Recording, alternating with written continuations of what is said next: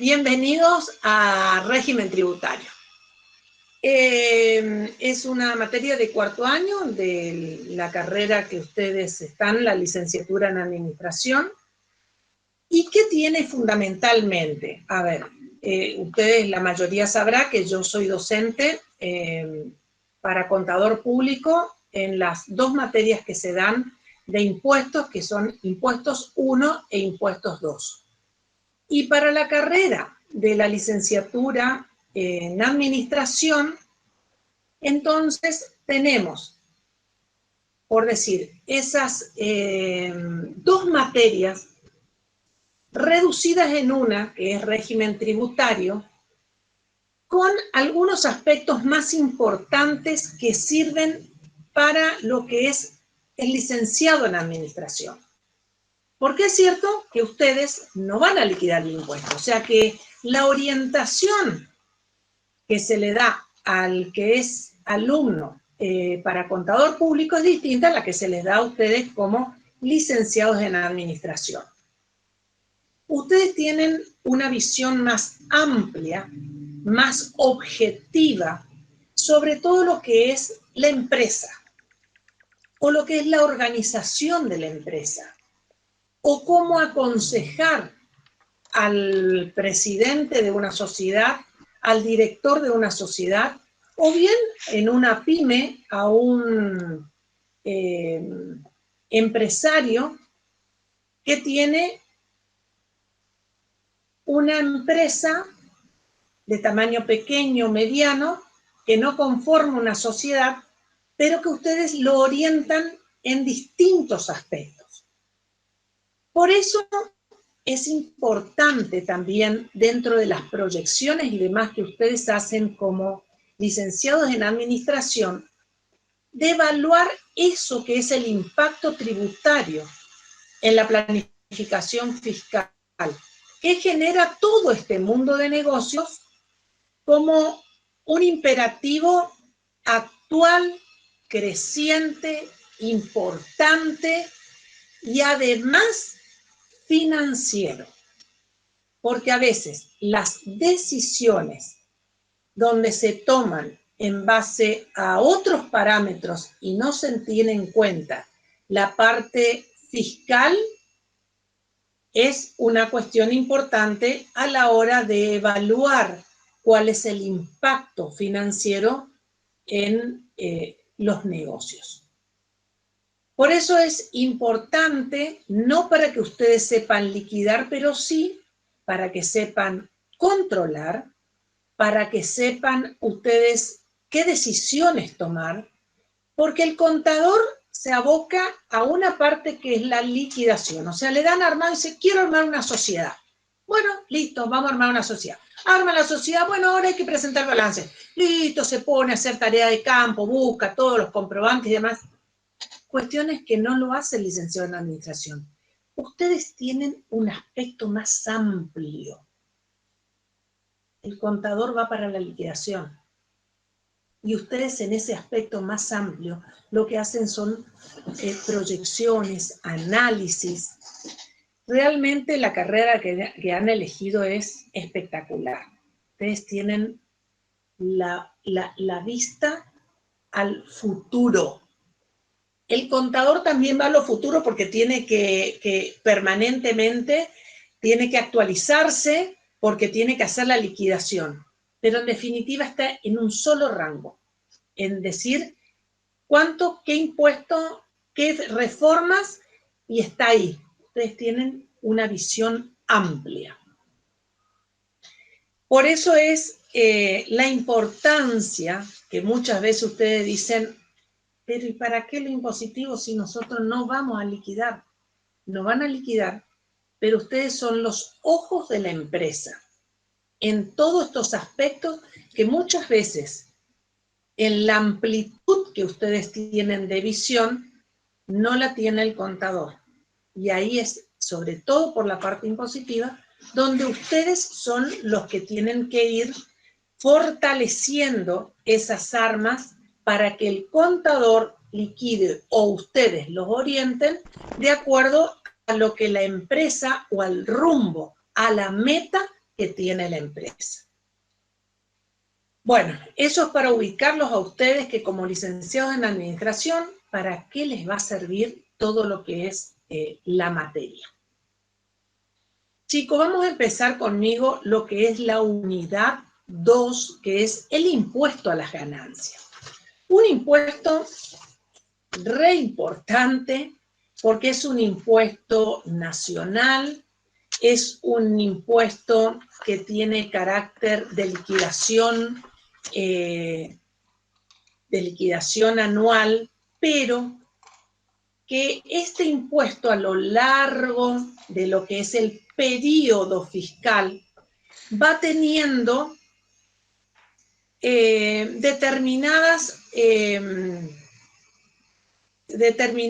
actos que son gravados, otros exentos, otros que pueden estar exentos y que hay que tenerlos en cuenta justamente para la liquidación del impuesto. Porque un impuesto no es pagar menos, no es pagar más, es pagar lo justo. Y para eso hay que conocer la legislación. ¿Qué pasa si el contribuyente paga menos? Y seguramente la diferencia ajustada por AFIP, ¿qué va a ser? Un cargo para el cliente, con los intereses, multas y demás que puedan venir. Si el contribuyente paga de más, en definitiva, ¿qué es? Ustedes en lugar de hacer una estrategia para que en las metas que van auditando el contribuyente tenga mayores beneficios, lo están perjudicando. Está pagando de más, sí, no hay evasión para el fisco, pero el contribuyente es el cliente de ustedes. Entonces, conocer para pagar lo justo y a su vez, así como el contribuyente tiene obligaciones, también tienen determinados derechos. En la medida de conocer cuáles son sus desgravaciones, sus exenciones y demás, ¿qué están haciendo ustedes? Disminuyendo la carga impositiva. El impuesto a las ganancias. Como elementos que van a tener que tener ustedes para dar todo esto que es la bolilla 2, van a tener que tener la ley del impuesto a las ganancias, chicos, que o lo pueden comprar como separatas, lo tiene REPAR, lo tiene la ley, o bien ustedes entran dentro de la página de AFIP y van a descargar lo que es el impuesto a las ganancias. Le digo dentro de lo que es la página AFIP, como también podría ser dentro de otras páginas, Infolec, por ejemplo, donde tiene todos los impuestos y entonces ustedes tendrían que bajar. El impuesto a las ganancias, propiamente dicho, que tuvo una reforma importante, muy importante, que está en vigencia a partir del ejercicio que se inicia en enero del 2019, y también tienen que bajar lo que es el decreto reglamentario. Porque les explico, a ver, para ir entrando después cómo se lee el artículo de la ley y cómo vamos al decreto reglamentario. Que muchas veces y en los exámenes lo que vemos es que ustedes no saben no tanto interpretar, sino manejar la ley. Y cómo ir de la ley al decreto reglamentario. Porque en definitiva, todo está ahí y lo que vamos haciendo nosotros es explicando los puntos principales de lo que es la ley de impuesto a las ganancias. Cuando ustedes vayan a, o sea, se la bajan, la imprimen o lo que fuera, porque yo voy a ir sobre todo indicando, no es que vamos a leer todos los artículos, tampoco es indispensable a que ustedes se lean tipo un libro de lectura todo lo que es la ley, pero sí hay puntos importantes, frecuentes, donde ustedes no deben desconocer. Nosotros, al explicarles cómo es el manejo de la ley ante cualquier situación específica en su vida profesional, van a saber ir a la ley, buscar cuál es el tema en cuestión y entonces interpretar lo que dice el artículo.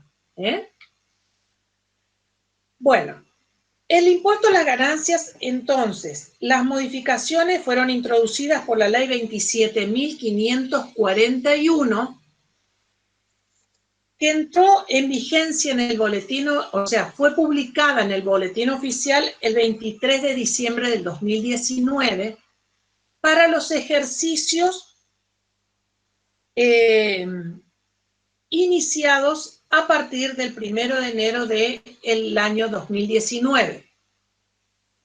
Con respecto, chicos, sobre todo para cuando ustedes rinden parcial o final, por ahí ustedes quieren memorizar fechas, memorizar leyes, memorizar artículos.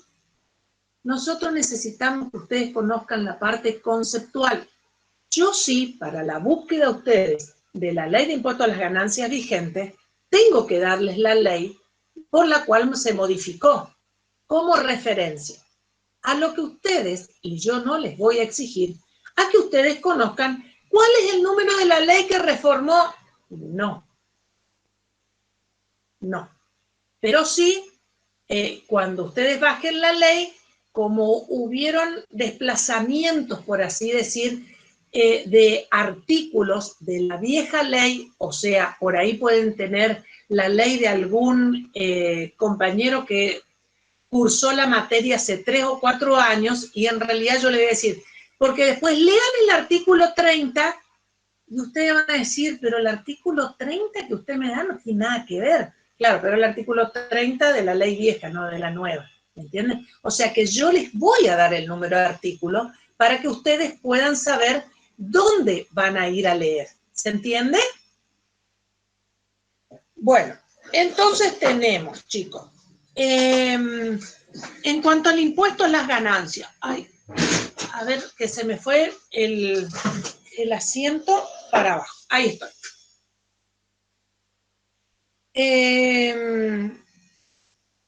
Impuesto a las ganancias es un impuesto nacional, es un impuesto anual, donde las personas físicas, su periodo fiscal empieza el 1 de enero y termina el 31 de diciembre. Sí o sí. Personas físicas, personas humanas y sucesiones sin divisa. Antes de la reforma de lo que fue el código, lo denominaban personas físicas. Hoy por hoy, la ley de impuesto a las ganancias también nombra, en lugar de personas físicas, las personas humanas. Entonces, este articulado del impuesto a las ganancias, en su artículo primero, me va a hablar del ámbito de aplicación y me va a hablar de quiénes son sujetos del impuesto y cuál es el objeto del impuesto. O sea, este impuesto, ¿sobre quién recae? Ese sería el sujeto. El objeto, ¿qué va a gravar el impuesto a las ganancias? Entonces, en su artículo primero, y ahí lo marcan, si ahora no tienen la ley, en sus apuntes ya pongan artículo primero, porque es uno de los artículos que los vamos a ir nosotros relacionándolos, y a su vez vamos a ir viendo alguna terminología que es justamente lo que ustedes necesitan saber cuando les preguntemos en los exámenes o también para su vida profesional, porque ustedes dicen, ¿todos son sujetos del impuesto a las ganancias? No, no todos son sujetos. ¿Y qué está grabado por el impuesto a las ganancias? Y ahí vamos a hablar del objeto. En el artículo primero me dice que todas las ganancias obtenidas por personas humanas, jurídicas o demás sujetos indicados en esta ley, me nombra entonces personas humanas, personas jurídicas, que serían las sociedades, todo lo que está dentro de la ley de sociedades comerciales, y demás sujetos indicados en esta ley, quedan alcanzadas por el impuesto de emergencia previsto en esta norma. ¿Por qué dicen el impuesto de emergencia? Porque aunque ustedes no lo crean, este impuesto nació en el año 1969, donde el 98% de los que asisten acá, y no sé si el 100%, todavía no había nacido. Y nació como un impuesto de emergencia que se fue prorrogando. Hoy, estando en el año 2021, todavía seguimos con la vigencia del impuesto a las ganancias con muchísimas modificaciones, pero el impuesto a las ganancias sigue vigente. Yo estoy leyendo, chicos, el artículo primero y dándole los comentarios a ustedes para después rescatar estos conceptos que quiero que ustedes se graben. Cuando me hablaba de que son sujetos las personas humanas, jurídicas y demás sujetos indicados en esta ley, en el segundo párrafo me dice también que las sucesiones indivisas son contribuyentes conforme lo establece el artículo 36. ¿Qué se entiende por la sucesión indivisa? La sucesión indivisa es aquella donde muere el causante y entonces es indiviso. ¿Por qué? Porque hasta que no siga todo el proceso de determinar quiénes son los herederos, la partición de los bienes y demás, es una cuestión indivisa. La actividad del causante continúa. Entonces, como continúa, el causante ya no es más sujeto pasivo del impuesto. ¿Quién va a ser el sujeto pasivo?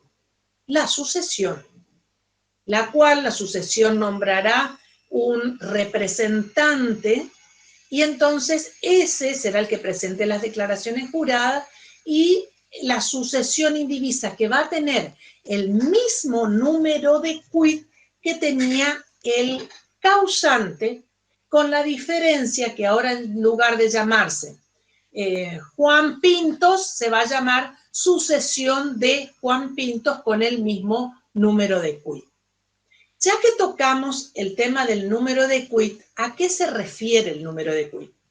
El quit, que muchas veces lo escuchamos, quit, quill, pero en realidad no sabemos muchas veces a qué se refiere, es la clave única de identificación. Eso es quit.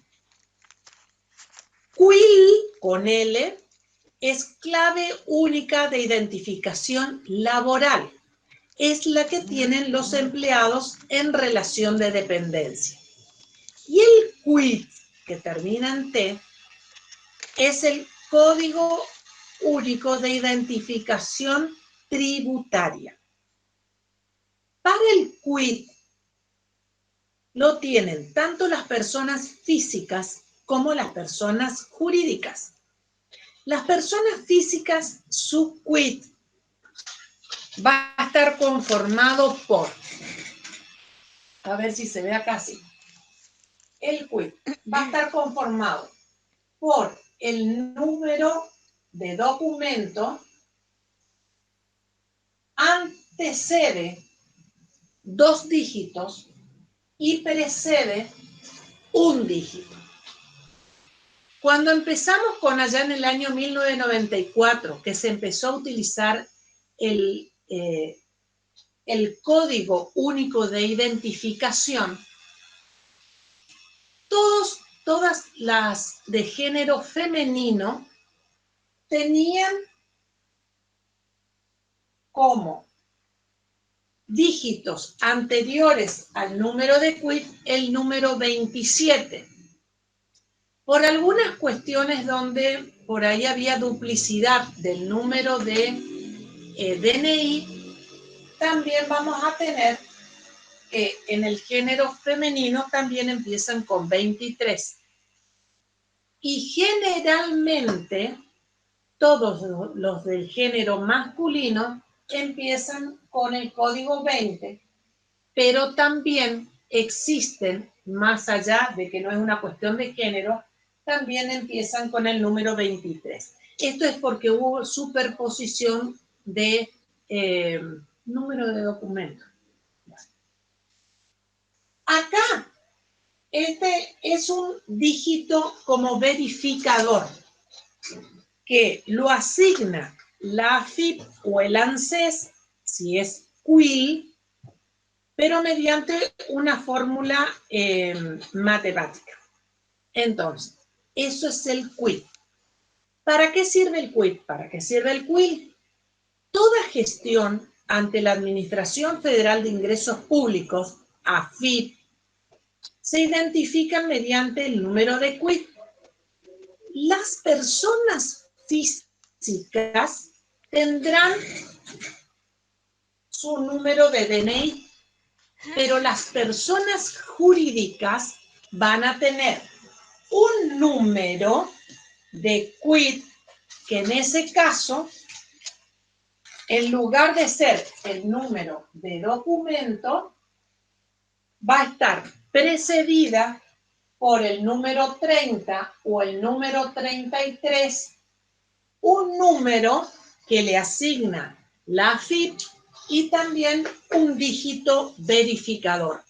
Porque obviamente una sociedad no es persona física, o sea, yo no puedo ir a ponerle un número de quit cuando se trata de una sociedad, que si bien lo representa después un presidente, un director, que ese presidente o director tiene un quit porque es una persona humana, pero la sociedad tiene un número distinto de identificación que es el quit. Una sociedad nunca puede tener número de QUIL porque la sociedad no tiene un número de identificación laboral, sino que tiene un número de identificación tributario. Esto viene a raíz de que cuando estábamos hablando en el artículo primero de que también son personas pasivas del impuesto a las ganancias, las sucesiones indivisas, la sucesión indivisa va a tener el número de quit que pertenecía por su número de documento a esa persona fallecida, pero va a cambiar la denominación anteponiendo sucesión de. También se hace el trámite para el cambio de razón social, diríamos, como trámite en la AFIP. Bueno, me dice el artículo primero, siguiendo, que los sujetos a que se refieren los párrafos anteriores, residentes en el país, los que tienen la ley ya marcan esa palabrita, los que no tienen la ley todavía y en sus apuntes ponen residentes en el país. Sigo leyendo todo el párrafo para darles la idea general y después vamos sobre ese concepto.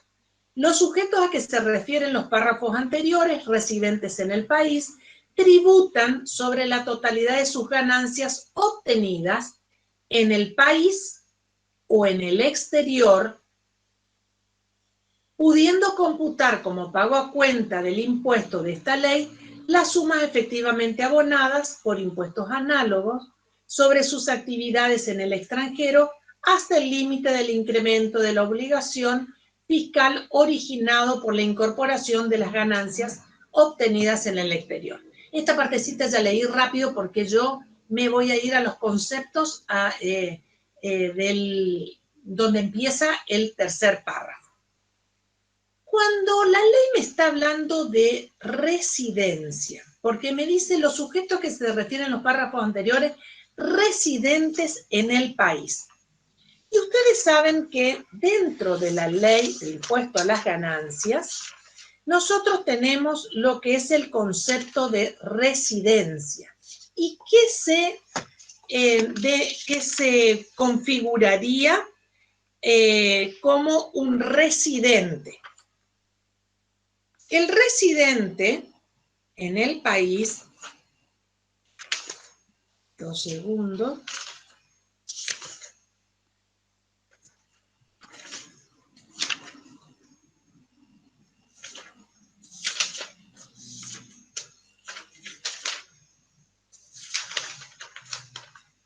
bueno, ahora les busco para decirles exactamente lo que es lo que me dice el artículo, pero cuando me está hablando del tema de residente, justamente lo que la ley me está diciendo es, son residentes todos aquellos que permanecen en el país más de 6 meses. Y es importante el tema de la residencia porque saben que hay muchas deducciones que después nos permite la ley de impuesto a las ganancias, que si yo no tengo la residencia, yo no puedo deducirme el impuesto. Pero como la ley también me dice que tributarán los residentes en el país sobre la totalidad de sus ganancias obtenidas en el país o en el exterior, también me va a decir más adelante que los que no son residentes, o sea, son de otros, tienen residencia en otros países, pero lo que hacen es desarrollar actividades en nuestro país, o sea, no tienen la residencia, de igual manera, todo lo que son sus ganancias provenientes en el país, en nuestro país, serán de fuente argentina. Me dice en el último párrafo, fíjense, los no residentes tributarán exclusivamente sobre sus ganancias de fuente argentina, conforme lo previsto en el título 5 y las normas complementarias de esta ley. A lo que entonces nosotros tenemos que tener en cuenta para determinadas deducciones si es residente o no es residente. Pero aquel que no es residente, pero desarrolla actividades dentro del ámbito de la República Argentina, tributará el impuesto a las ganancias por todas las actividades que tenga dentro del país. Con este tema de la residencia, a ver, los residentes, o sea, los que tienen más de 6 meses dentro del país, tributan, como lo dice el segundo párrafo, sobre la totalidad de sus ganancias. ¿Y qué es eso? Tributan lo que se denomina por la renta mundial, porque van a tributar, como lo dice, sobre la totalidad de las ganancias que obtienen en el país y que obtienen en el exterior. Después es como que hay más abajo una compensación. Pero nosotros vamos ahora a lo que es el concepto de quiénes son sujetos y qué pasa con el tema de la residencia. Porque para evitar, porque si no ustedes dirán, bueno, pero el que tiene algún tipo de actividad en el exterior resulta que está tributando en la Argentina por las actividades que tiene en la Argentina. Está tributando por las actividades que tienen en el Uruguay, supongamos. Y en el Uruguay, a su vez, tiene que tributar por los impuestos que tiene el país del Uruguay. No, porque a fin de evitar la doble imposición internacional, es como que se le otorga un crédito, por decir, dentro de nuestro impuesto a las ganancias, como un impuesto análogo que efectivamente fue pagado en el exterior. O sea, se hace la liquidación de todas las ganancias, pero voy a tomar como un pago a cuenta de lo que se pagó sobre la actividad que tienen en el exterior como un impuesto análogo.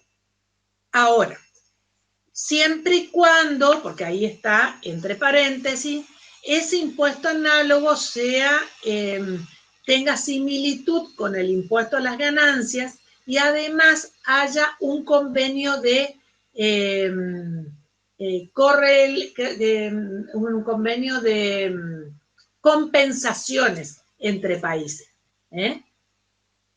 Bueno, en cuanto a la territorialidad, los beneficiarios del exterior, exclusivamente los que no tienen residencia, viven en el exterior, van a tributar sobre las rentas de fuente argentina. Y van a tributar a veces mediante un procedimiento de lo que se denomina una retención, que es de pago único y definitivo. Entonces, el sujeto del país que se encuentra relacionado con el beneficiario va a tributar como responsable por deuda ajena. Supongamos que una empresa tiene actividades dentro de Argentina, pero su casa principal está en el exterior.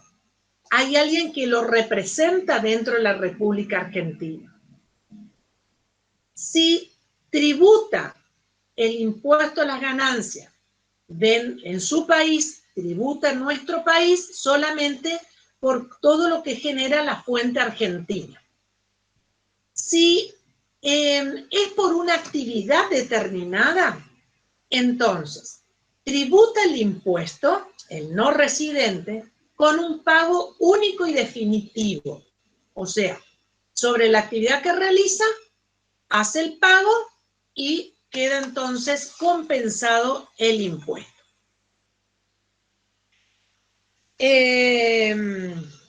Bueno, hasta aquí entonces vamos con los que son todos los sujetos de impuestos. Cuando yo hoy les hablaba, chicos, porque como ustedes vieron, hay personas humanas y personas jurídicas.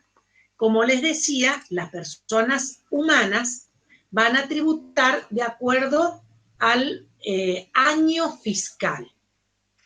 Y las personas jurídicas también, pero ¿de acuerdo a qué? De acuerdo a la fecha de cierre de balance. Entonces, los vencimientos van a ser distintos. El impuesto, que es anual, consta de todas las actividades realizadas, las operaciones realizadas a lo largo de 12 meses. Cuando la ley me habla de año fiscal, para las personas humanas y sucesiones indivisas, va a estar dado por el año calendario. O sea, sí o sí, el año fiscal para personas humanas y sucesiones indivisas da comienzo el 1 de enero y finaliza el 31 de diciembre. Después, el vencimiento, supongamos que este es el año 2020, el vencimiento de la declaración jurada va a estar dado en el año 2021. Por ejemplo, este año va a vencer esa declaración jurada en el mes de junio. Para las personas jurídicas, las sociedades, también son de 12 años, pero si el cierre del ejercicio se produce el 31 de diciembre, el vencimiento de la declaración jurada para una sociedad anónima, supongamos, va a estar dado en el mes de mayo del año 2021, o sea, 5 meses posteriores al cierre del ejercicio. ¿Qué fecha? Las fechas los dispone por una resolución la AFIP y va a tener en cuenta, de acuerdo al último número de quit las fechas de vencimiento. ¿Cuál sería el último número de quit? 20, número de documento, y este sería el último número de quit. Entonces, los vencimientos estarán dados, supongamos, el 19 de junio para los quit terminados en 0, 1 y 2. El día 20 para los quit terminados en 2, 3, 4. O sea, la fecha, el día del vencimiento, estará dado por una resolución de acuerdo al último número de dígito que tenga el número de quit. Para las sociedades, lo mismo. O sea, las sociedades que empiezan con 30 tienen su último dígito y entonces van a vencer en el mes de mayo y dentro de eso vencerán por decir algo, 16 de mayo para los terminados en 0, 1 y 2 y así sucesivamente. Bueno, eso en cuanto a las personas físicas. Volvemos entonces que el año fiscal coincide con el año calendario. En el caso de las sociedades, va a ser de acuerdo a la fecha del balance. Acá en este caso fue fácil porque dijimos el balance también cierra el 31 de diciembre. Pero en el caso de que cerrara en una fecha distinta, siempre con 12 meses, supongamos que este ejercicio empieza el 1 de octubre del año 2020. Por lo tanto, este ejercicio comercial va a terminar el 30 de septiembre del 2021. Tengo los 12 meses.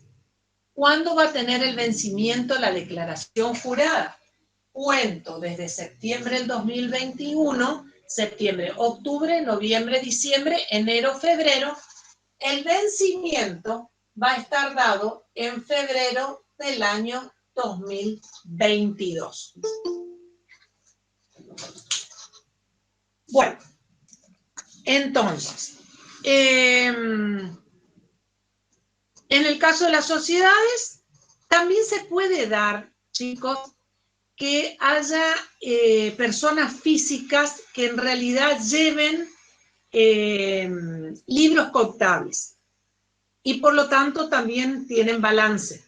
En ese caso, también la misma ley de impuesto a las ganancias le permite de que si lleva estados contables, puede cortar su declaración jurada cuando vence el balance, cuando tiene fecha de cierre de balance, y de ahí se contarán los 5 meses. Entre las exenciones que tiene el impuesto a las ganancias, hay de carácter subjetivo y de carácter objetivo. Como carácter subjetivo estarían dadas las instituciones religiosas, entidades de beneficio público. No pongan así como en la bolsa, las fundaciones, las asociaciones, no. No están exentas del impuesto a las ganancias. Lo que tienen se inscriben en el impuesto, presentan determinada documentación que le exige la AFIP, y entonces, si bien van a declarar sus ingresos, ahí recién existe la exención, pero no es que están exentas del impuesto. ¿Se entiende?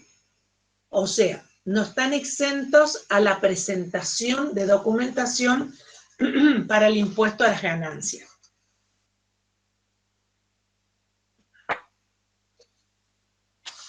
Si bien hay otros tipos de exenciones, hay exenciones en cuanto objetivas, donde el contribuyente, por determinadas actividades que realiza, está exenta ese tipo de actividad. Pero el contribuyente puede tener varias actividades. de los cuales hay algunas que pueden estar exentas, como por ejemplo, para que no sea tan abstracta la explicación, las personas físicas, por todos los rendimientos que tienen de caja de ahorro, o sea, los intereses de caja de ahorro, o plazo fijo en moneda argentina, eso que les reditúa, el interés que les reditúa el plazo fijo o la caja de ahorro, esos ingresos están exentos del impuesto a las ganancias.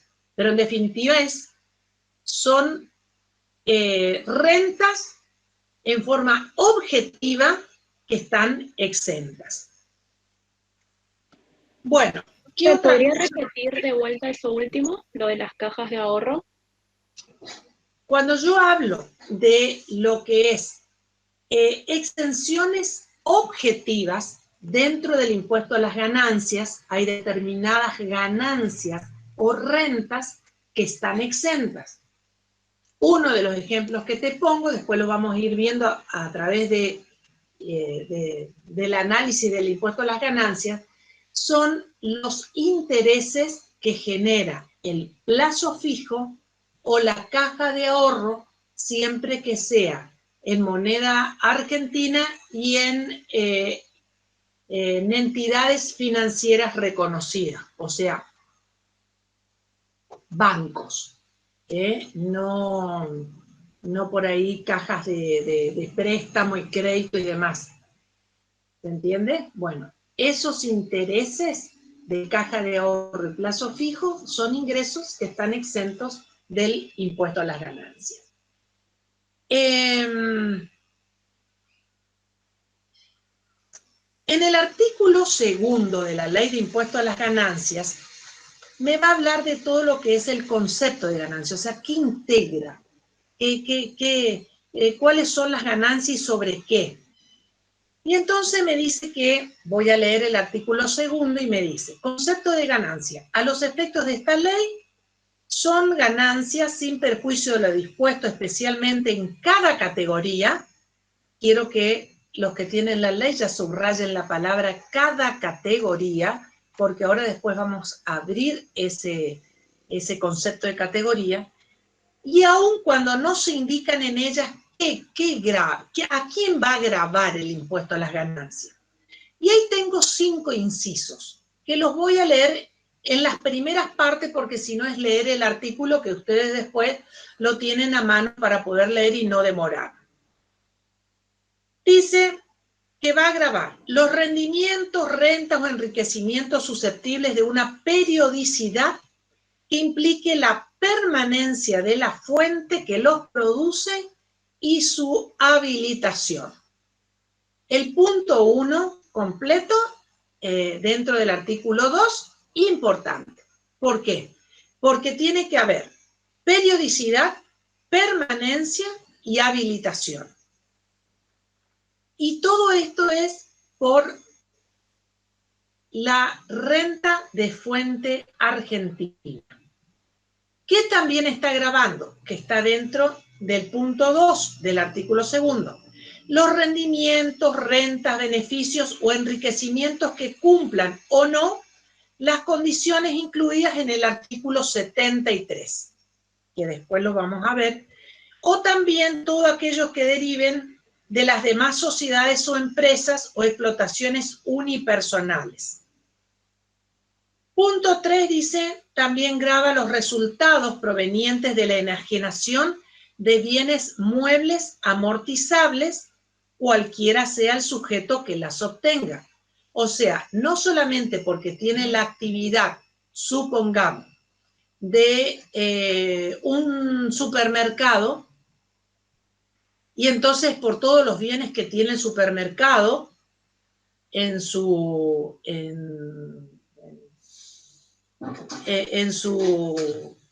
comercio común, tradicional, sino todos los bienes de uso que están afectados a la actividad, en el momento que los venda, por más que uno dice, pero no hay habitualidad, no importa.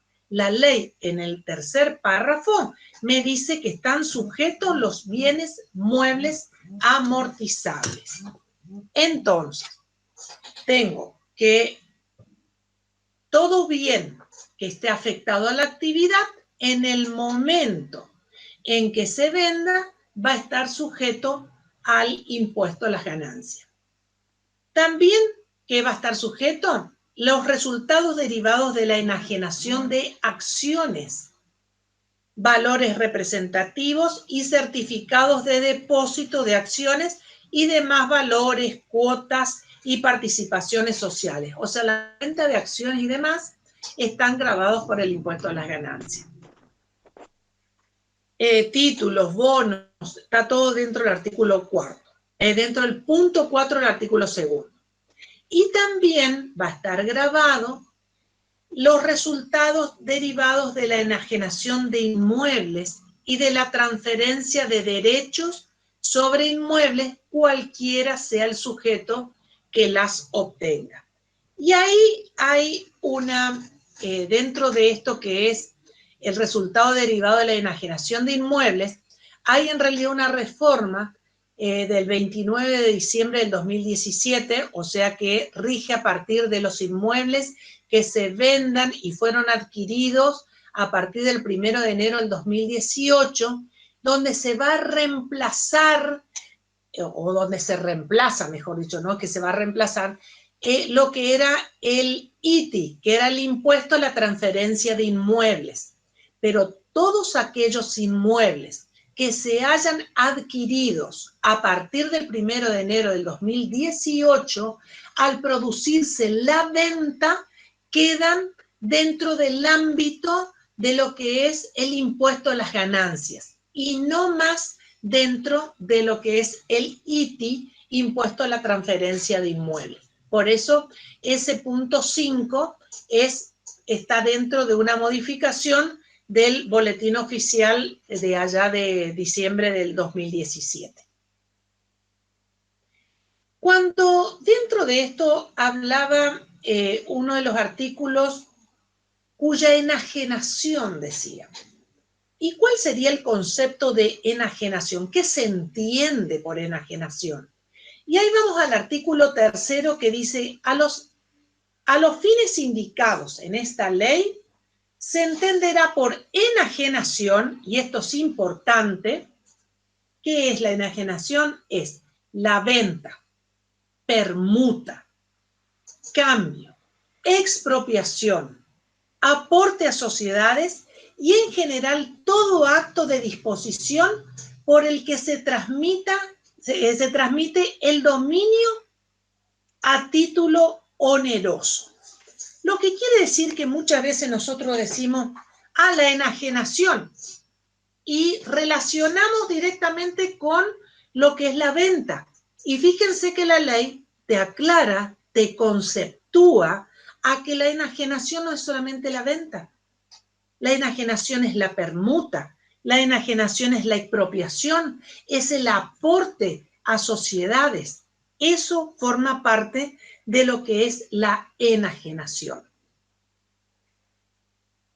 Me paso al punto 5 y quiero, miren chicos, en la medida en que ustedes puedan tener la impresión de lo que es la ley de impuesto a las ganancias, les sería mejor porque entonces yo les voy diciendo, por ejemplo, a ver, y vayan teniendo, cuando estamos en la clase, de un marcador.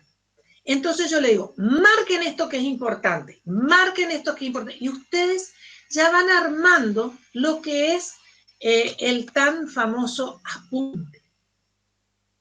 Entonces, ustedes van marcando, teniendo su cuadernito para tomar nota, y cuando se rinde estas cuestiones, ¿y de dónde estudio?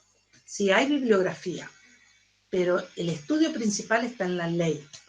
Y yo como les voy a ir marcando los puntos principales a que ustedes tienen que saber, y cuando les digo marquen esta frase, justamente es porque los va a ir relacionando después a la parte conceptual. ¿Me entienden? ¿Por qué les hago hincapié en que tengan la ley? Bueno, el artículo 5 me va a hablar de lo que es fuente.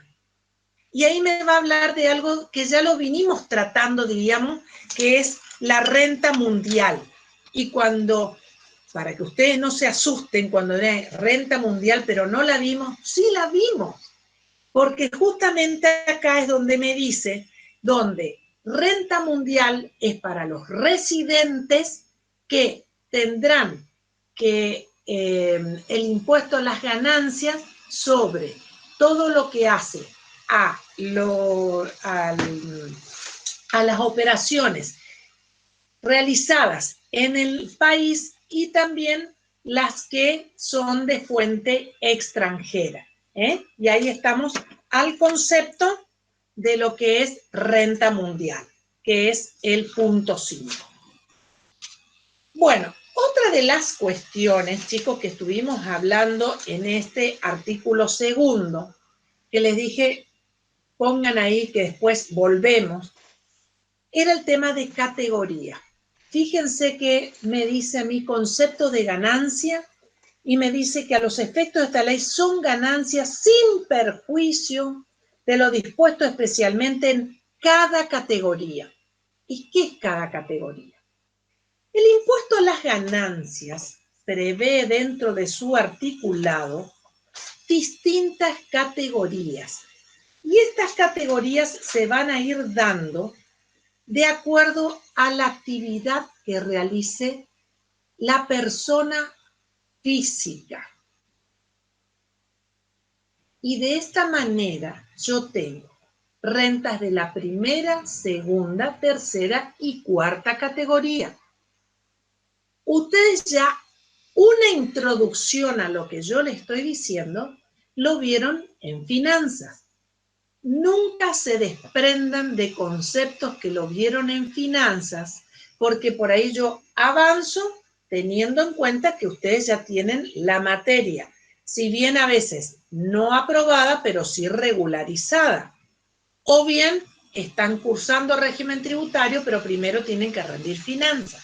Bueno, cuando hablamos entonces de categorías, de acuerdo a la actividad que desarrolla el contribuyente, y estamos hablando del contribuyente que es persona física o sucesión indivisa, entonces va por la primera categoría las rentas del suelo, va por la segunda categoría las rentas de capital, salto a la cuarta categoría que son las rentas del trabajo personal.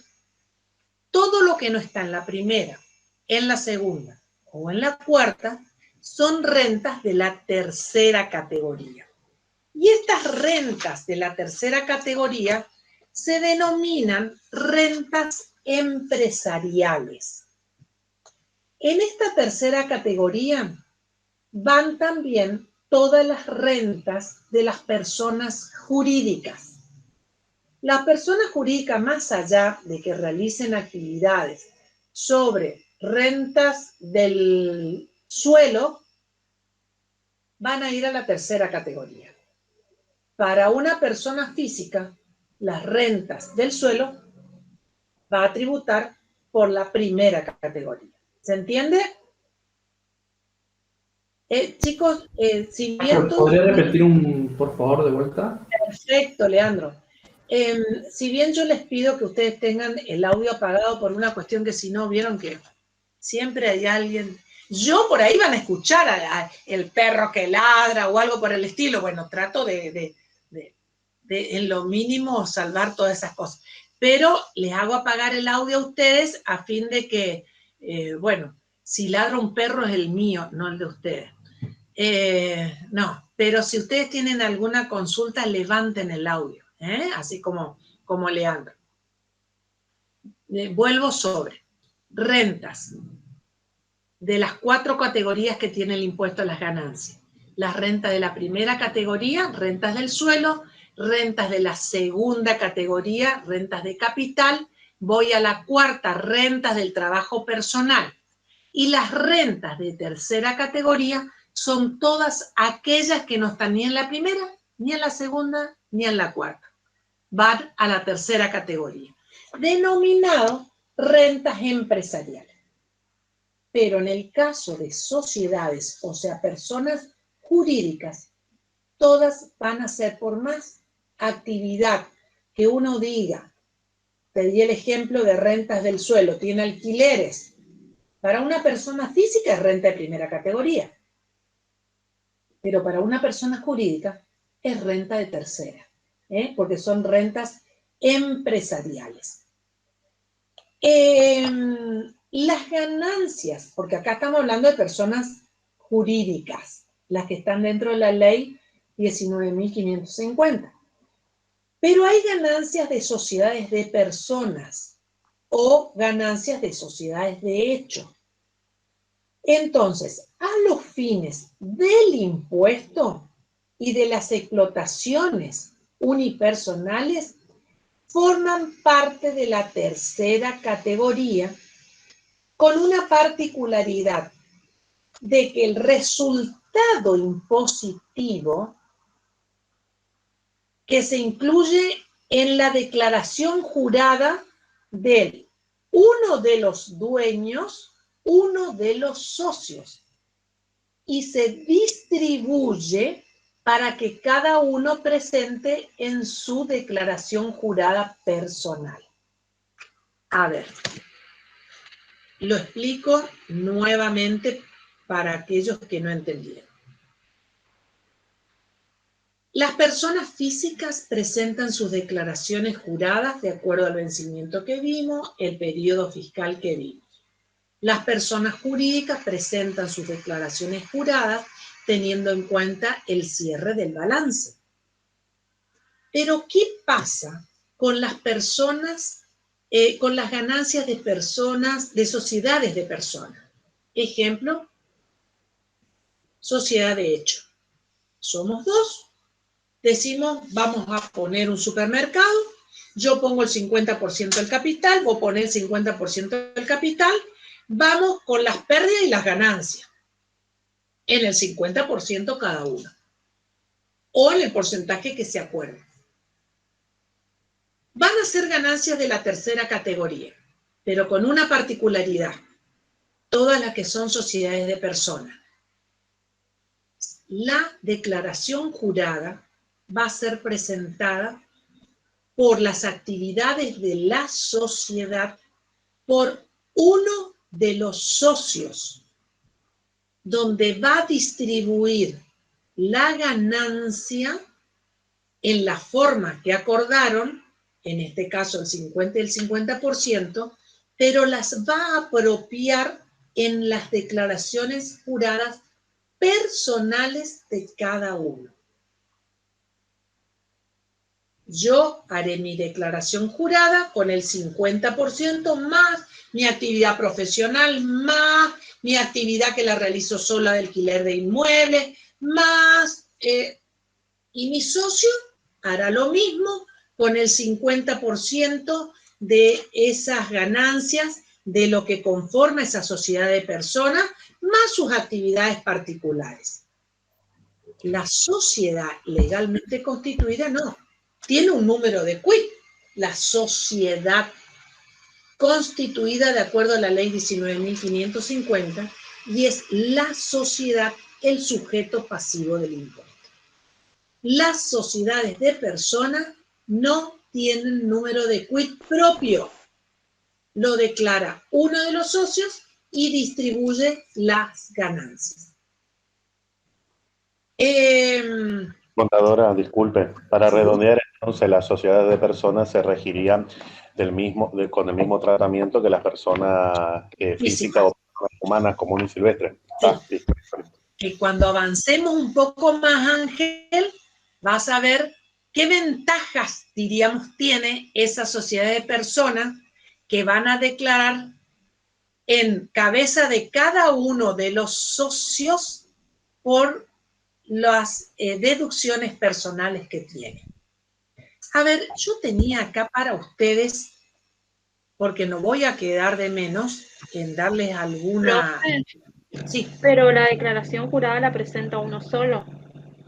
sí. Espera, por lo que fue la sociedad. O sea, es como yo, contadora Balán, desarrollo mi actividad profesional, ganancias de cuarta categoría, y además tengo un supermercado que comparto la sociedad con vos, Erika. Entonces, ¿quién va a declarar? Yo declaro por mi actividad profesional y declaro por la actividad de esa sociedad que la tengo con vos. Declara el socio de menor número de quit, o sea, el más viejo. Entre vos y yo lo voy a declarar yo. Por la totalidad, profe. Yo declaro, a ver que se entienda, yo declaro hasta llegar a la ganancia neta, donde tengo los ingresos menos los gastos que me permite, todo lo estoy declarando yo, por esa sociedad que tengo con Erika. Yo declaro los ingresos menos los gastos, me queda la ganancia neta sujeta a impuestos, donde el 50% voy a llevar a mi declaración jurada, donde voy además a tener los ingresos por mi actividad profesional y por el otro lado, el otro 50% lo va a tener Erika, donde ella de ahí, de esa ganancia, va a restar sus deducciones personales y yo a su vez voy a restar mis deducciones personales. No quiero seguir avanzando en cómo termina, porque después, en el proceso de la determinación de la ganancia, ahí es donde vamos a ver el esquema completo. Pero sí escucho... Sí. En ese caso que se hace la declaración por parte de la empresa y cada uno de los socios por su ganancia o su participación personal, ¿no se generaría una doble imputación del impuesto? No, porque diríamos, la sociedad no tiene quit. La sociedad no tiene quit. Tiene un quit para el impuesto al valor agregado. Lo declara uno de los socios, pero no está liquidando sobre el total. Está liquidando sobre la porción que le corresponde, más lo que tiene de su actividad individual, diríamos. Y lo que comparten, a ver si se entiende, Vero, lo que comparten, porque es una sociedad de personas, 50% para acá, que lo adiciona a su actividad particular. Yo personalmente lo voy a poner a ese 50% y mi actividad particular es la profesión. Entonces, ese 50 más el total de mi actividad profesional, sobre eso es lo que yo voy a tener el impuesto a las ganancias. ¿Estamos? Bueno, gracias. Bueno, sí. ahora les voy a mostrar un esquemita, ¿sí? O sea que para la declaración jurada mezcla las rentas de tercera categoría con las de cuarta categoría, en ese ejemplo. Sí, Soledad, para las personas físicas podés tener, una persona física puede tener rentas del suelo porque tiene alquileres, rentas de segunda porque genera, vende bonos, acciones y demás que son ganancias de la segunda. Sí. Es un profesional, o sea que tiene ganancias de cuarta, y además tiene un comercio que son rentas empresariales. O sea que una persona física puede tener rentas de la primera, de la segunda, de la tercera, de la cuarta, o de la primera y de la cuarta, o de la segunda, de la tercera. O sea, las combinaciones, de acuerdo a la actividad que vos tengas, son esas categorías. Primera, segunda, tercera y cuarta. Y puede ser que vos tengas renta solamente del trabajo profesional, porque solamente lo que haces es tener ingresos de la actividad profesional. Y ahí tendrás solamente rentas de la cuarta categoría. Gracias, perfecto. Y ahora, en el cuadrito que les voy a mostrar, va a ampliar, diríamos, el tema de lo que son las categorías. La ley de impuesto a las ganancias, entonces, clasifica en distintas categorías, como nosotros vemos, la primera, la segunda, la tercera y la cuarta.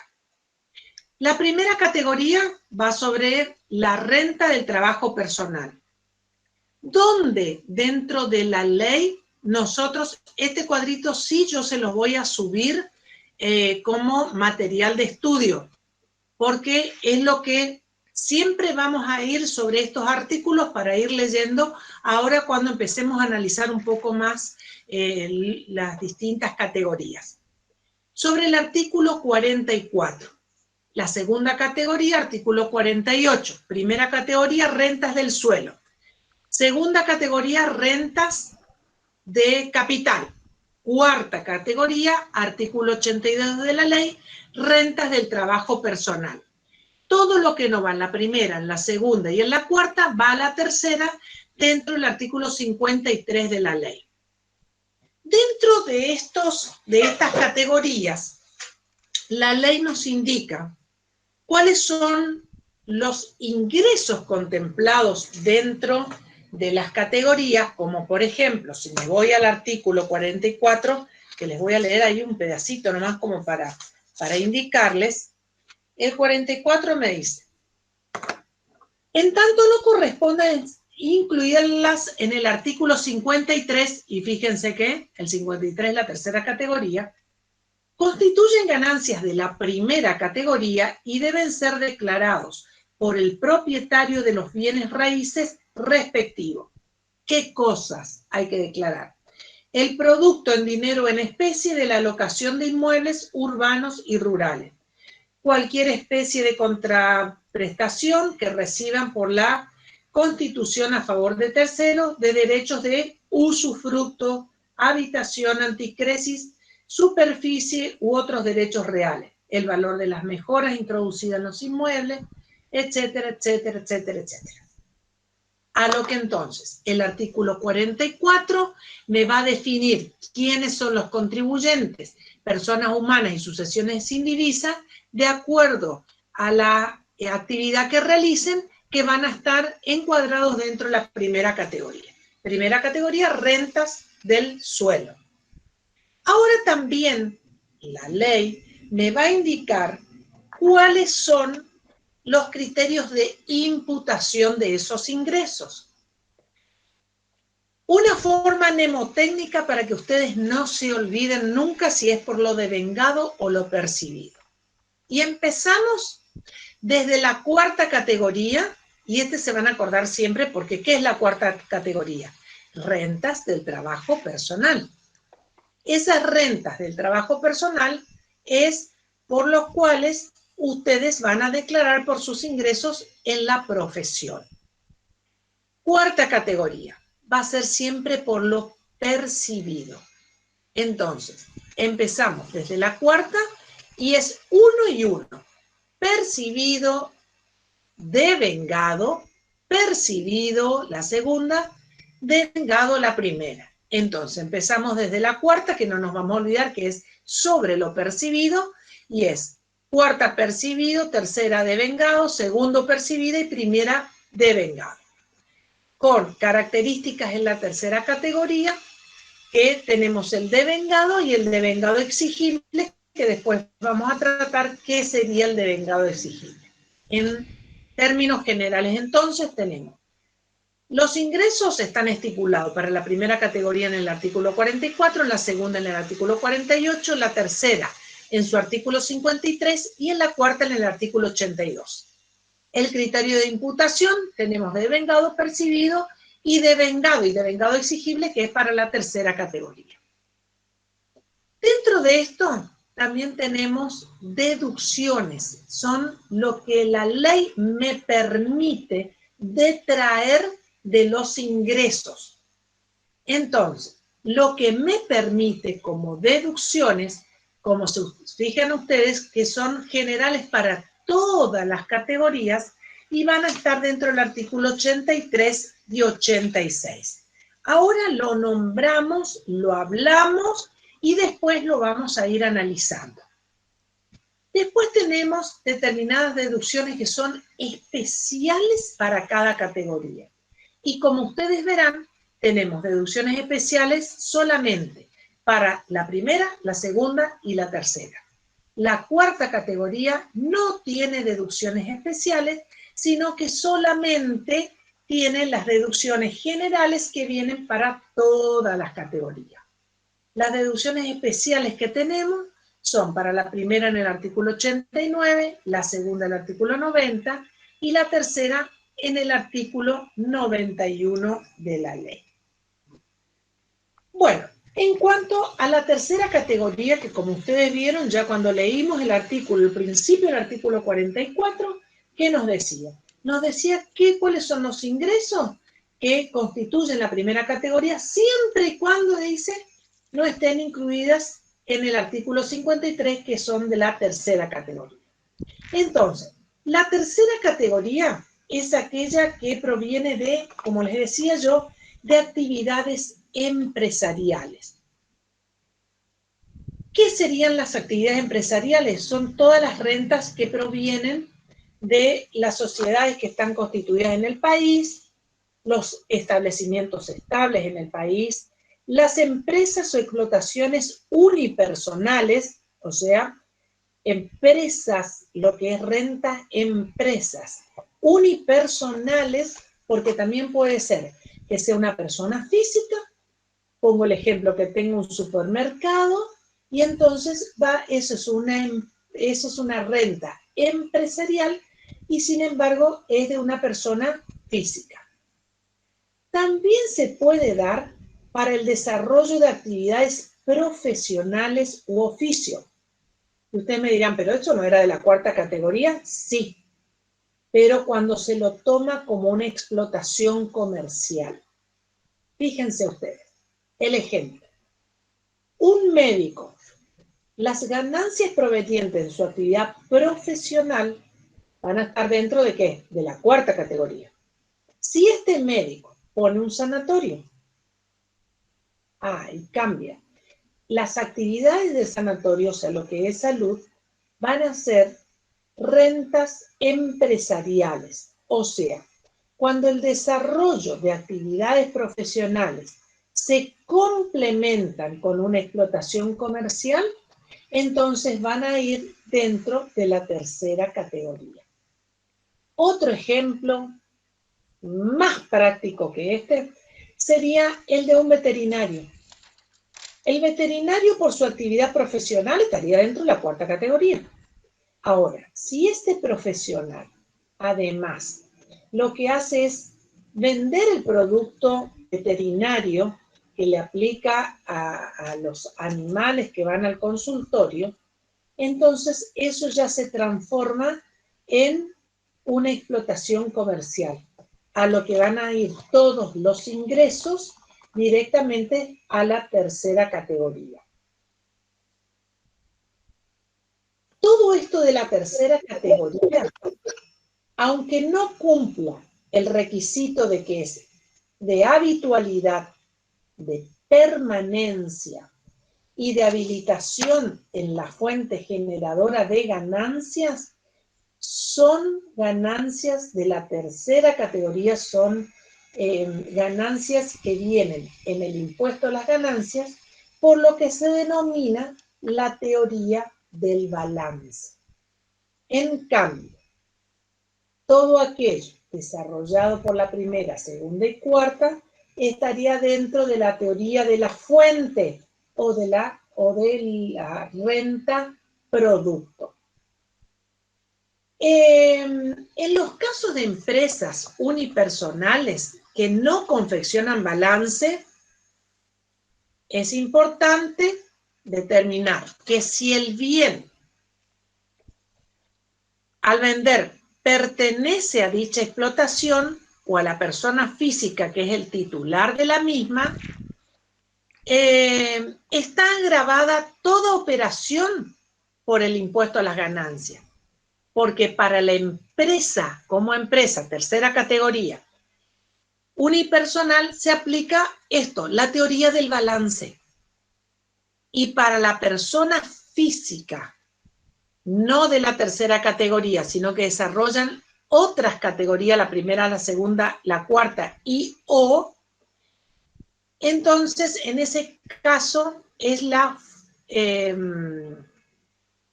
de la fuente o renta producto, porque ahí, para que se genere una ganancia, tiene que haber habitualidad, permanencia y habilitación de la fuente productora generadora de esa ganancia. Entonces, liquidamos la tercera categoría por la teoría del balance y liquidamos la primera, la segunda o la cuarta por la teoría de la fuente o renta producto. ¿Se entendió?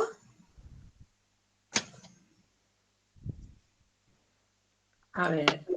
Pero ¿se podría explicar de vuelta en qué consiste cada teoría? La teoría, esto lo van a repasar de finanzas, pero la teoría del balance no necesariamente se tiene que dar la aplicación de los requisitos de habitualidad, permanencia y habilitación de la fuente que genere la ganancia. No es necesario que se dé la habitualidad, la permanencia y la habilitación. Y va a ser ganancia de tercera categoría. En cambio, para la primera, la segunda y la cuarta categoría, vamos por la teoría de la fuente o renta producto. O sea, tiene que haber, para que se genere ganancia, habitualidad, permanencia y habilitación de la fuente generadora de la ganancia. A ver, que voy a salir acá para verlos a ustedes. Ahí estoy. Chicos, cuando nosotros hablamos de la teoría del balance, tercera categoría, ahí se encuentran grabadas todas las rentas obtenidas por los sujetos empresa. Recuerden siempre que cuando yo hablo tercera categoría, que estoy hablando sujeto empresa. No vuelen con el tema de empresa diciendo, no, tiene que ser una sociedad. No, no. Sujeto empresa es porque tiene actividades que no van ni en la primera, ni en la segunda, ni en la cuarta, y la desarrolla una persona física o una sucesión indivisa o una sociedad. ¿Estamos hasta ahí? Bueno. Sí. Entonces, acá, cuando decimos que en la renta, en la teoría del balance, graba todas las rentas que son obtenidos por los sujetos empresa, no tenemos que olvidarnos, salvo algunos casos puntuales, de la ley que grava con el impuesto todo aquello que se encuentra realizado. Y quienes no tributan por la teoría del balance son, por ejemplo, las sociedades de personas a los fines del impuesto. ¿Por qué? Porque van a ir en cabeza de ¿quién? De la persona física. ¿Se acuerdan cuando distribuíamos? Entonces, también cuando les decía, están los profesionales que están desarrollando juntamente con una actividad comercial. Y ahí, entonces, tengo que tener en cuenta, anoten ahí en el artículo 126 y en el 185, el 126 de la ley me lleva a que miren lo que me dice. Perdón. Dije 126 es el del decreto reglamentario, 126 del decreto reglamentario. En el 126 del decreto reglamentario me habla de qué. Determinación del resultado impositivo y me dice ganancias de sociedades y empresas. O sea, estamos dentro de la tercera categoría. Y me dice, los sujetos comprendidos en el artículo 73 de la Ley de Sociedades, Fideicomiso y Empresas Explotaciones Comerciales, todos los del artículo 53, deben determinar su resultado neto impositivo computando todas las rentas, beneficios y enriquecimientos que obtengan en el ejercicio al que corresponda la determinación, cualesquiera fueran las transacciones, actos u hechos que lo generen, incluidos los provenientes de las transacciones de bienes del activo fijo que no resulten amortizables a los fines del impuesto y aun cuando se encuentren afectados al giro de la empresa. O sea, todo tipo de resultado que me genere actividades por personas que están dentro del artículo 53, yo los tengo para la determinación del resultado impositivo dentro de lo que es la tercera categoría. Y van a estar incluidos dentro de esa renta, acuérdense de la enajenación, que no es solamente venta, sino que es permuta, dación en pago, aporte a sociedades, de todo lo que resulte de bienes, ya sea bienes del activo fijo, sean amortizables o no. O sea, si yo tengo un bien de uso y lo vendo y soy sujeto a empresa, está gravado por el impuesto a las ganancias. Y me dice, aun cuando no se encuentren afectados al giro de la empresa. O sea, algo que está, o un bien que está dentro de la sociedad, aunque no se lo afecte para producir o demás, un mostrador, supongamos, pero que no lo ocupan, pero lo venden ahora. Sí, pero en su momento o estuvo afectado a la actividad o incluye el activo de la sociedad. Por lo tanto, no quiero hablar de venta, sino vamos a hablar con el término de la ley. Esa enajenación está gravada por el impuesto a las ganancias. Al hablar de enajenación, estoy hablando porque se vende, porque se permuta por otro bien, porque lo ponen dentro de aportes sobre otra sociedad. ¿Está? Vieron que el término entonces enajenación es muy amplio. Ahora, yendo a un ejercicio práctico sobre qué pasa si yo recibo bienes en lugar de dinero en efectivo por la ejecución de algún servicio o bien porque he vendido, pero me pagaron con bienes en lugar de pagarme en efectivo. Y ahí ustedes van a marcar, cuando tengan ahí la ley, el artículo 185 de la ley, que es cancelación de créditos.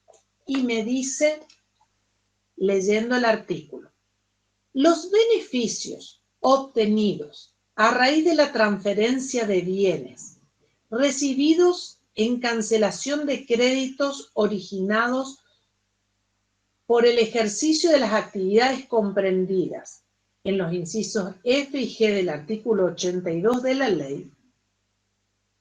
¿Qué era el artículo 82 de la ley? ¿Qué era el artículo 82 de la ley? La cuarta categoría. A ver. ¿Recordás el cuadrito que te exhibí? ¿Todos están de acuerdo que son de la cuarta categoría? Sí, son de la cuarta categoría. O sea, cuando yo recibo un bien que correspondía a rentas de la cuarta categoría, constituyen ganancias generadas indirectamente por el ejercicio de estas, comprendidas en el apartado primero del artículo 2, referido al texto legal, siempre que entre la fecha de adquisición y la transferencia no hayan transcurrido 2 años. Y ustedes me dicen, contadora, usted leyó todo el artículo y yo no entendí nada. Bueno, ahora yo les leí el artículo y ahora les hago el comentario de lo que quiere decir el artículo. Si ustedes son de 4ª categoría, o sea, tienen trabajo profesional y reciben, a ver, cobran honorarios en el 2019, persona física, o sea que el cierre del ejercicio usted es 31 de diciembre del 2019, ¿verdad? A ver.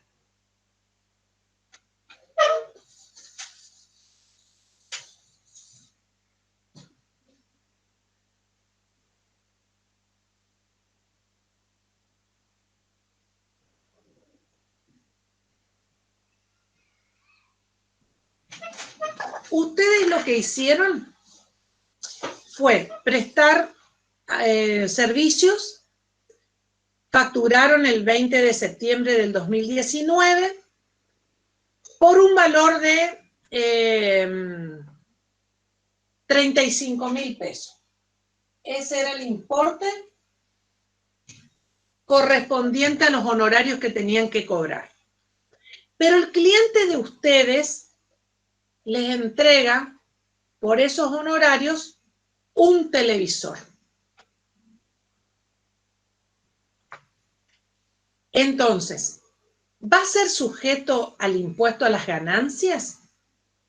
Y este artículo, el 185 del decreto reglamentario, justamente me dice que la cancelación de los créditos, los beneficios obtenidos a raíz de la transferencia de bienes recibidos en cancelación de crédito, va a ser para ustedes la obtención de una ganancia de la 4ª categoría. O sea, el valor, si bien le entregaron un televisor por 35.000 pesos, para ustedes es una ganancia de la 4ª categoría. Pero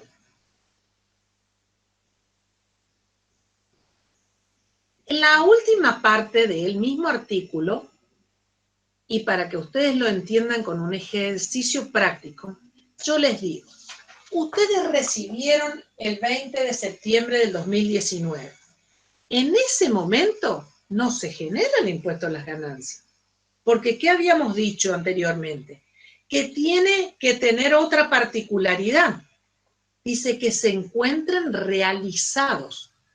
O sea, si ustedes hicieron un proyecto o lo que fuera, que todavía no lo entregaron a ese proyecto, servicios profesionales, y lo facturaron, todavía no nació el hecho imponible, porque deben estar realizado, el trabajo debe ser realizado. En el caso que ustedes realizaron el trabajo, les entregaron el televisor como pago total, ¿ahí nace el impuesto a las ganancias? No. El impuesto a las ganancias van a ser en el momento que ustedes vendan el televisor. Si ustedes venden ese televisor, supongamos, el 31 de octubre del año 2019, y lo venden por 45.000 pesos, entonces, para ustedes, el ingreso correspondiente que va a ir al impuesto a las ganancias va a ser por la suma de 45.000. Pero, si transcurren desde la fecha que le entregaron el televisor, transcurren 2 años, o sea, 20 de septiembre del 2019, 2020, 2021. Vendió el televisor, pero vendió el televisor el 31 de octubre del 2021, como lo dice el artículo 185 del decreto reglamentario. En ese caso, no se considera ganancia gravada. O sea, en la medida que la venta se produce dentro de los 2 años, es renta gravada. Después de los 2 años, es renta no gravada. Estos son importes chicos, donde hay una contraprestación, pero fíjense ustedes qué importante al momento de tomar decisiones, que si ustedes tienen el televisor y estamos en el mes de septiembre del 2021, esperemos un mes, no estamos haciendo evasión, pero con un mes más, ¿qué está pasando? La ganancia, la renta, no va a estar gravada como si la venta se produce dentro de los 2 años. ¿Se comprendió el ejemplo? Para la aplicación del artículo justamente el 126 del decreto reglamentario y el 185. Bueno.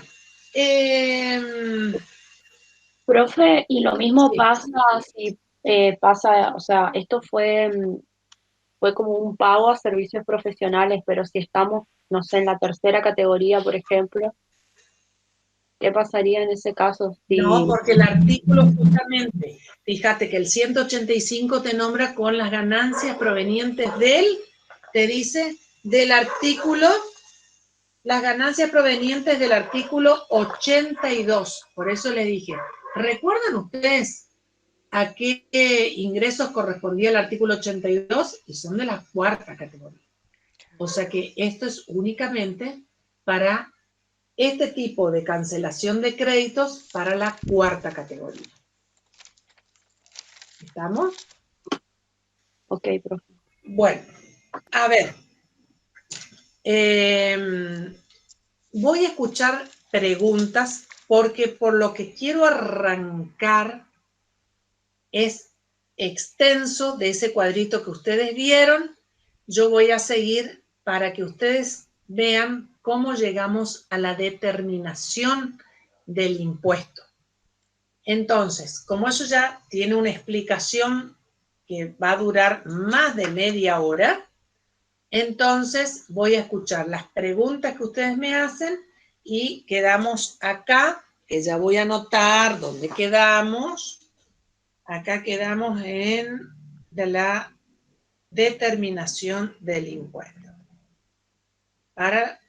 Ay, chicos, no tenemos clase el jueves, así que nos vamos a ver martes. Nos vamos a ver en abril. Para ¿qué fecha cae? El 2 de abril. Martes 6 de abril. 6 de abril. Bueno, ahí está. Para pegarle un corte. Bueno, quiero escuchar preguntas o algo que no quedó del todo entendible. Profe, Sí. yo tengo una pregunta sobre lo que habló recién. Cuando Sí. usted habla del periodo de los 2 años, donde se tiene que hacer la venta del bien, ¿ese periodo empieza a transcurrir desde que nosotros recibimos el bien Sí. como pago? Sí, sí, perfecto. desde ese momento. Desde Bien, ese momento empieza a transcurrir los 2 años. Uh-huh. Y entonces tenemos que vender dentro de los 2 años y ahí se va a computar como un gravamen. Son oportunidades, Paula, escuchá. Si vos tenés un bien, acá estamos hablando de un televisor, pero en una de esas vos lo que recibiste fue un automóvil, ¿entendés? Y ahí vos tenés que entrar como administradora de una empresa, decir, a ver las oportunidades, porque yo espero 2 años, sí, no voy a pagar el impuesto a las ganancias, pero el vehículo tiene 2 años más y el vehículo se va desactualizando, ¿entendés? O sea que si no hay posibilidades de venderlo antes y te está faltando 2 meses para cumplir los 2 años, y entonces esperarás los 2 meses para, sin estar fuera del marco de la ley, no pagar el impuesto a las ganancias por por esa cancelación de crédito. Ahora, si son otros bienes, son las oportunidades que te da. Es más, muchas veces los recibís a un precio que hacen a tus honorarios y en realidad cuando lo vendés a un precio menor porque lo que vos necesitas es el dinero. Son oportunidades financieras. Pero que viste que están relacionadas con la parte impositiva. Claro, perfecto. Gracias, profe. Profe, Sí. ¿cuál era la aclaración que había hecho cuando el servicio no estaba efectivamente prestado y yo recibía el bien? No es que recibía el bien. El tema es cuando el servicio vos facturaste, pero el servicio todavía no está prestado. Se da en algunos casos. Cuando nace, ahí es el tema del nacimiento del hecho imponible. Y cuando hablamos de lo que es nacimiento del hecho imponible, que lo hablamos en distintos impuestos y cada uno tiene su nacimiento de hecho imponible, entonces es a la realización. O sea que si el servicio no está prestado, no nace el hecho imponible. Sin olvidarte de que estamos hablando de un impuesto que es anual, o sea, si el servicio no estuvo prestado durante el año. Cuando hablemos después más adelante del impuesto a las ganancias, ya la cosa cambia. Bien, gracias. Bueno, ¿hay alguna otra pregunta, chicos? Nos estamos despidiendo entonces.